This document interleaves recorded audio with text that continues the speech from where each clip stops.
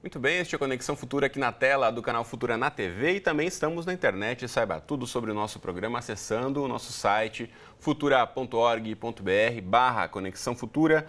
Aqui você encontra os nossos destaques da semana, os episódios mais recentes para assistir quantas vezes quiser e ainda os links diretos para acompanhar nossas novidades nas redes sociais. Bom, paz, prosperidade, planeta, pessoas e parcerias. Foi com base nesses 5 campos de atuação que foram definidos os Objetivos do Desenvolvimento Sustentável. Também chamado de Agenda 2030, o documento oficial foi aprovado na Cúpula de Desenvolvimento Sustentável das Nações Unidas em setembro de 2015 e estabelece aí 17 objetivos e 169 metas. São questões de natureza global que dialogam com políticas e ações nos âmbitos regional e local. E para isso, claro, é preciso promover a atuação dos governantes, dos gestores locais como protagonistas da conscientização e, com certeza, a mobilização de todos nós em torno dessa agenda. Então, para falar mais sobre o acompanhamento dessas metas e principalmente a aplicação aqui no Brasil, recebemos hoje no estúdio o Haroldo Machado, que é assessor sênior do PNUD Brasil. Bem-vindo, Haroldo. Tudo bem com você? Tudo bem, um prazer estar aqui com vocês. Prazer é nosso em recebê-lo e também conosco, ao meu lado, está a Laila Saad. Ela é vice-diretora do Centro Mundial para o Desenvolvimento Sustentável da ONU. Bem-vinda, Laila, mais uma vez. Tudo bem com você? Tudo bem.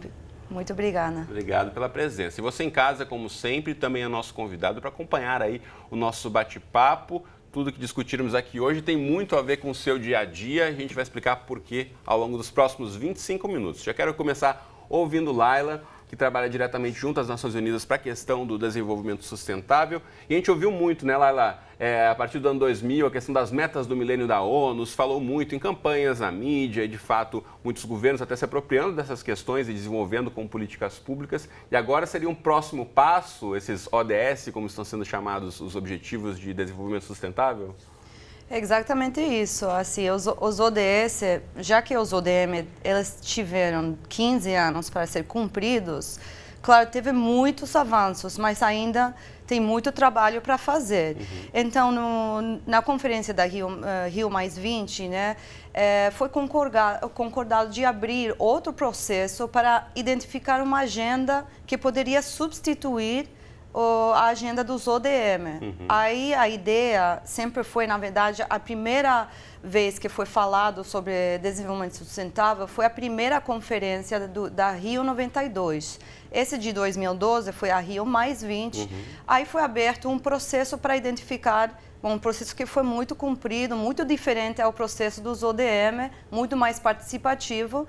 E aí, depois de mais ou menos mais de um ano de processo, com processos participativos nacionais, temáticos a nível global, etc., foram identificados 17 metas, objetivos de desenvolvimento sustentável, que aí tem uma diferença, tem várias diferenças com os ODM, e realmente uma agenda muito mais integrada, tem muito mais elementos, e o que realmente tenta de fazer é buscar um pouco essa integração entre objetivos que são econômicos, sociais e ambientais.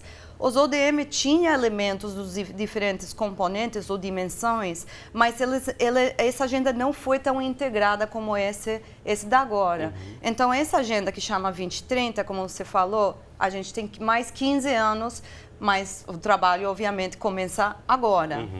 Sem dúvida. Deixa eu aproveitar e mostrar para você de casa na internet o site do PNUD no Brasil, onde você pode encontrar aí os detalhes dessas metas e objetivos. Vamos lá, o pnud.org.br, aqui se acessa e pode procurar então os Objetivos de Desenvolvimento Sustentável. Aqui do lado direito, você vai reconhecer aqui pelas cores e lembrar aí dessa campanha, como eu já mencionei aqui, que entre 2000 e 2015 foi bastante mencionada na mídia, em várias campanhas em relação aos 15 objetivos, agora ampliados aí em relação aos ODS, que são os Objetivos de Desenvolvimento Sustentável. E a gente tem aqui uma série de questões que são bem mais amplas, de certa forma. Tem algumas que até se repetem na temática central, comparada com a primeira agenda dos Objetivos do Milênio, mas são um pouco mais ampliadas. Mas aqui no Brasil, de certa forma, a gente teve um bom acompanhamento e desenvolvimento de boa parte dessas metas, né? Das primeiras metas de 2000 a 2015, né, Haroldo? A expectativa para os ODS agora, que a gente se mantém aí nessa trilha boa do desenvolvimento? É muito grande, né? Realmente uma agenda muito mais ambiciosa, mas nós estamos muito animados com ela porque apresenta grandes desafios. O mundo mudou muito desde 2000, né? Como a Laila falou, quando os ODMs foram estabelecidos, era um mundo bastante diferente. Hoje há novas temáticas, as novas dificuldades, há questões globais que afligem a todos. Então, muitas pessoas perguntam, nossa, mas antes eram 8, agora são 17, né? Mas reflete essa... O mundo está mais complexo. Exatamente, também, né? Reflete essa complexidade do mundo, mas o que é importante ressaltar é essa interconexão entre esses objetivos, né? Nós sempre ressaltamos que eles são integrados e indivisíveis, não se devem ser vistos como caixinhas em separado. Eles têm uma narrativa, eles têm uma história. É como eles vão impactar de forma positiva na vida das pessoas, né? Trazendo mudanças sociais, econômicas e ambientais de forma positiva, de forma que a gente possa ter um mundo melhor em 2030. Bom, só lembrando, vamos colocar de novo na tela agora, eu abri aqui os 8 objetivos do milênio, como o Haroldo já falou, que eram 8, agora são 17, mas vamos colocar na tela aqui na internet. Então, a primeira aqui que era a questão da redução da pobreza, que foi um dos objetivos muito trabalhados aqui ao longo dos últimos 15 anos no país. Também se destacaram a questão do ensino básico universal, a gente de fato conseguiu colocar boa parte aí das crianças brasileiras na escola, a redução da mortalidade na infância também. Aqui no país a gente conseguiu ter um bom desenvolvimento, mas tem várias outras questões, né, Laila, que têm que ser ampliadas, comparando aqui lá das primeiras metas para essas que a gente tem agora até 2030. E com esse avanço das metas também tem novas metodologias de acompanhar. Como é que de fato a gente pega essas ideias que de fato foram muito discutidas, muito bacanas, a gente aprova, mas como elas vão se transformar em políticas públicas de fato, a importância da população também conhecer esses objetivos para cobrar essas mudanças? Bom, em primeiro lugar, eu só queria mencionar que o fato assim, que a gente tem nos ODS 17 objetivos também reflete o processo participativo que foi a criação desses objetivos. São mais demandas de outros países e outras comunidades e também. de outros interesses, né, de coisas que são fundamentais para uma transformação, que a gente está precisando, uma transformação social e econômica para modelos que sejam mais equitativos e mais sustentáveis, né?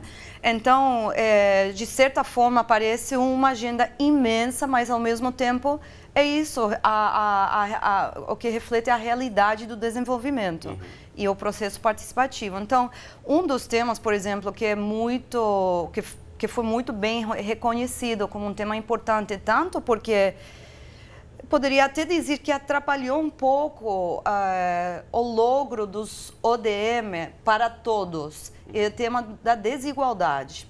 Então, esse tema foi muito debatido e hoje faz parte como um objetivo separado, individual, separado, quer dizer que é um objetivo dos 17 tem que ver com desigualdade. Mas esse tema também é considerado transversal nos outros objetivos. Então, é um ponto que não foi muito tocado nos ODM, mas nos últimos 10 anos ou um pouco mais, a gente está vendo que cada vez a desigualdade vai crescendo e crescendo. Então, esse é um tema que está sendo trazido para os ODS, ampliado e que tem que se transformar em políticas públicas ao nível nacional, ao nível local. Então, um dos primeiros passos, que, claro, essa é uma agenda pactuada por todos os países dentro da cúpula da ONU, aí agora começa a parte mais difícil, né, que é a ação. Então, os países eles têm que nacionalizar, vamos dizer, domesticar ou nacionalizar essa agenda, priorizar dentro do contexto nacional e poder ver, alguns países já têm políticas públicas muito boas, mas talvez elas não são integradas. Tem um que talvez atrapalha o outro, sabe? Ou impede um resultado mais avançado. Mas, enfim, esse só levando um exemplo da desigualdade que tem que se transformar em políticas públicas, sim. E aí tem a parte que tem que ver com a parte social, que tem que ver com acesso à saúde, mas assim, a parte que tem que ver com desigualdade, de fato, os ODS inteiros, eles têm um lema, eu acho que lema, né? Um slogan, que é de não deixar ninguém para trás, porque é um aprendizado que a gente tem dos ODM. A gente viu países que avançaram muito bem nos ODM, mas como sempre foi o monitoramento sempre foi com dados agregados, não deu para ver como um país poderia estar avançando muito bem na cidade, nos capitais, e outra parte do país ficar muito mais para trás, com o Brasil indicadores... pode ser um exemplo de um país que apresentou essa disparidade em algumas das questões? O Brasil sempre foi, sim, um país desigual, mas não é muito diferente que os outros. Assim, não é uma coisa exclusiva para o Brasil. De fato, o Brasil tem feito, usando políticas públicas para diminuir a desigualdade entre, por exemplo, o Nordeste ou parte Sul do país, tem avançado muito. De fato, o Brasil tem sido um exemplo para outros países com a experiência dos ODM. Importante lembrar isso e resgatar isso para frente, para ir para frente, né, para avançar. Legal, e a gente sabe também, comparando, por exemplo, né, os 8 objetivos do milênio, tinha a questão de garantir a sustentabilidade ambiental, que era um objetivo bem amplo, e agora ele foi destrinchado, a questão da água, né, a questão da energia limpa e a energia também de fácil acesso à população. A gente sabe que estamos aí também num ano de várias turbulências na área política no país, mas é um ano que está prevista aí uma eleição municipal e, de fato, os municípios têm um papel fundamental, né, Haroldo, em conseguir pegar um pouco dessa agenda e os candidatos aí aos municípios, os mais de 5.500 municípios no país. E a gente fala muito aqui no Conexão com o interior do país também, municípios pequenos, em, de fato, a população se apropriar um pouco disso, conhecer qual é a proposta do seu candidato e ver se está prevista ali esse acompanhamento dos objetivos do milênio, né? E agora do desenvolvimento sustentável. Eu acho que esse é um elemento fundamental de ressaltar. É uma agenda para todos, né? Ela é efetivamente global no sentido de que, pela primeira vez, você coloca objetivos e metas para todos os países. Havia essa diferenciação com os ODMs, porque os ODMs tinham foco, sobretudo, na pobreza extrema e no combate à fome no mundo. Então, era uma agenda, sobretudo, para os países em desenvolvimento. Agora, é uma agenda efetivamente global, para todos os países desenvolvidos em desenvolvimento. E essa apropriação tem que ser feita nos vários níveis, não apenas no âmbito dos governos federais, mas também, obviamente, né, dos regionais, dos estaduais, no caso aqui do Brasil, e nos locais. Nós gostamos de lembrar que é uma espécie de lista de tarefas, né, para todos, que vão desde chefes de Estado a chefes de família, né? E todo mundo tem que se apropriar disso e tem um papel a contribuir. Então, por exemplo, o objetivo 6, que é referente à água, né? Claro que você tem atribuições do governo federal em relação à água, do governo enfim, do governo estadual, do governo municipal, na questões de concessão, as empresas privadas de concessão, né, de água e de saneamento, mas a questão dessa crise hídrica deixou muito claro que todo mundo também tem um papel, né, para um uso mais eficaz da água. A própria questão da energia elétrica também, que tivemos aí problemas de bandeira vermelha, agora conseguimos reduzir, isso também, de certa forma, mobilizou boa parte da população, né? A gente tem a questão que eu queria falar um pouquinho também da desigualdade em relação ao gênero, né? A questão da mulher no país, a gente sabe que avançamos em muitas questões, mas essa ainda aqui no Brasil é um grande desafio, né, Laila? Nós estamos rindo um pouco porque justamente vindo para cá a gente teve toda uma conversa sobre esse tema da desigualdade de gênero. Na verdade, se dentro do tema de desigualdade a gente tem muitos temas, né? Tem temas subtemas dentro da desigualdade, né? Até agora tem sido muito falado em termos de ingresso, desigualdade econômica, mas nós falamos muito para poder entender e destrinchar um pouco o tema de desigualdade. A gente tem que entender também a parte que é desigualdade de poder, poder de ter voz, influência sobre as coisas que acontecem como cidadão. Nos parlamentos. Né? Nos parlamentos, pois tem a parte racial, tem a parte de jovem, de deficientes, sabe? Tem, obviamente, o que você está perguntando, a questão da mulher, que uma das fontes de desigualdade que atravessa tudo, mesmo dentro de famílias ricas ou bem-sucedidas, tem uma desigualdade também. Tem desigualdade de direitos, tem desigualdade de salários, tem de fato, interessante, porque um dos ODM que foi muito difícil avançar foi sobre mortalidade materna. Porque, assim, tem vários motivos, mas eu acho que tem muito a ver com essa desigualdade de mulher. Se importar um pouco menos com temas que tem que ver com a mulher. Tem menos organização sistêmica, não só... Era um objetivo muito mais difícil de atingir, de lograr, porque também requeria, por exemplo, um esforço mais horizontal. Não é só ir no médico uma vez, você tem que visitar várias vezes durante a gravidez, por exemplo. Fazer pré-natal, por exemplo. Agora a gente sabe que o acesso à saúde para a pessoa, para o cidadão comum já é difícil, para a gestante também, pensando que são 2 ou uma família e mais, fica ainda mais complexo esse acesso a uma saúde de qualidade, né? Exatamente. Então esse é um tema que tem que ser levado muito, muito a sério, e eu acho que tem várias ações para fazer, mas uma das coisas é não deixar de falar dessa questão de desigualdade. A gente tem violência sexual dentro de famílias, dentro de conhecidos, dentro de, sabe? E parece como se fosse já uma coisa normal. É tanto que as pessoas já nem falam tanto disso, sabe? Então, eu acho que essa é uma das questões mais assim, fundamentais de direitos, porque já com todas as pesquisas e todos os aprendizados, nós sabemos que deixando de fora metade da população, a gente nunca vai atingir nem esses 17, nem 5 desses 17 objetivos se você deixa de fora a metade da população, que são as mulheres, né? E, de fato, essas questões da desigualdade mais subjetiva de poder, mesmo dentro das relações, ficou até um pouco um desafio maior, né, Haroldo? Em comparação, por exemplo, ao acesso à água, uma questão que você pode quantificar quantos por cento da população tem ou não acesso à água tratada ou acesso à energia elétrica. Agora, a questão mais subjetiva das relações, isso é um desafio ainda maior. É uma questão que a agenda tem que ser absolutamente inclusiva. Essa questão da água, a questão de gênero, por isso que nós gostamos de ver a questão de gênero como absolutamente transversal.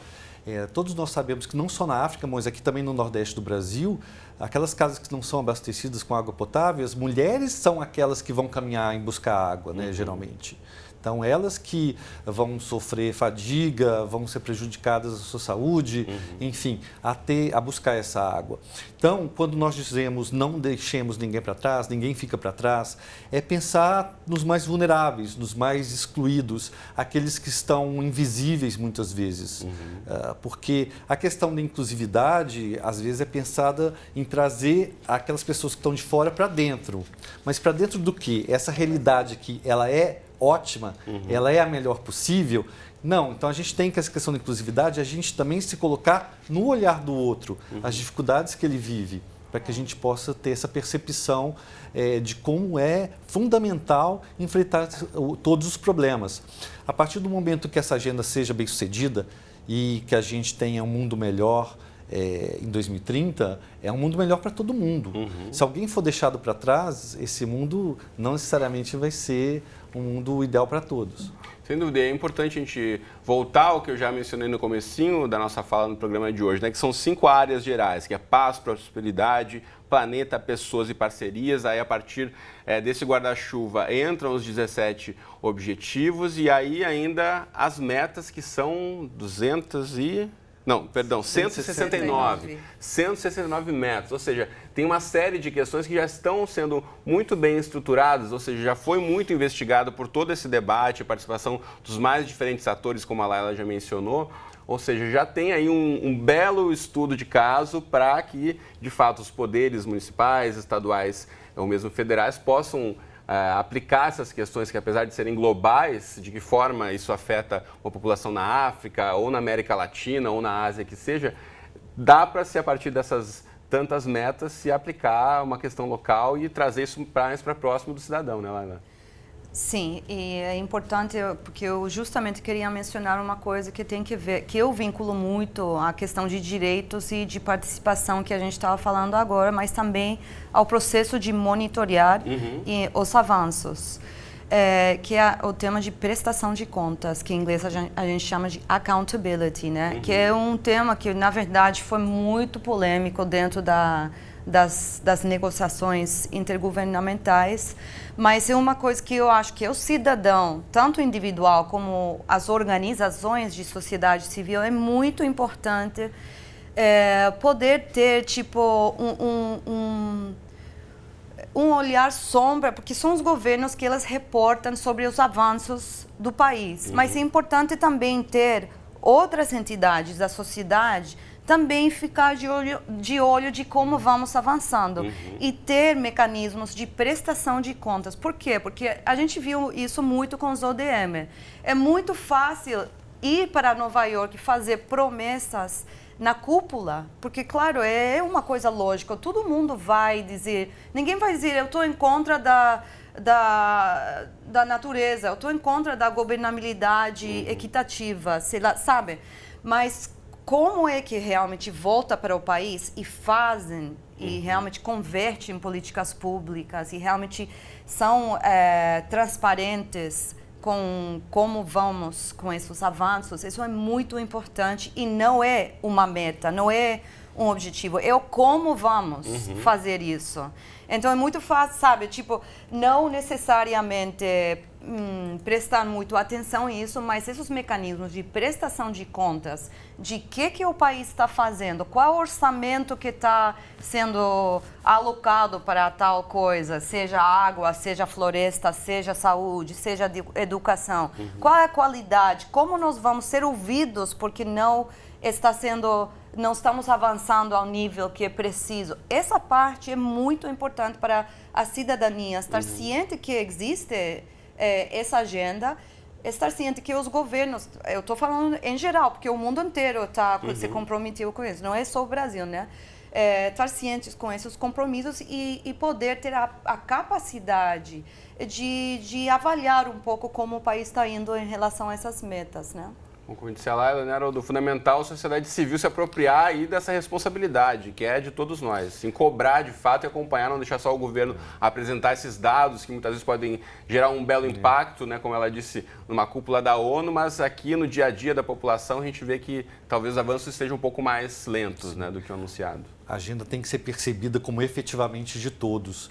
Isso que a Laila estava falando é muito interessante, porque nós participamos de vários eventos sobre o tema e hoje os órgãos de controle aqui no Brasil estão muito atentos a essa agenda. E eu vejo isso de forma muito positiva, né? Tribunal de Contas da União, CGU, enfim, eles estão bastante atentos a essa agenda porque essa agenda pode ser uma ferramenta muito poderosa de planejamento para os próximos 15 anos. Né? Esse planejamento mais inclusivo, mais abrangente. Um diferencial entre os ODMs e os ODS que eu gosto muito é porque nos ODMs, como o foco era sobretudo o combate à pobreza extrema e à fome, você tinha uma expectativa sobretudo de uma provisão governamental para atender essas questões, são necessidades básicas da população. Como essa agenda é muito mais ampla, mais ambiciosa, você precisa da participação de todos. E eu estou muito contente como, inclusive, o setor privado aqui no Brasil tem se engajado. Né? Lá no PNUD temos muita proximidade com o Comitê Brasileiro do Pacto Global, que é um conjunto de mais de 400 empresas. É impressionante a articulação das empresas privadas em relação a essa agenda, o interesse deles e de toda a sociedade civil em geral. A sociedade civil já estava mais envolvida nos ODMs, enfim, sobretudo aquelas ONGs com foco mais social.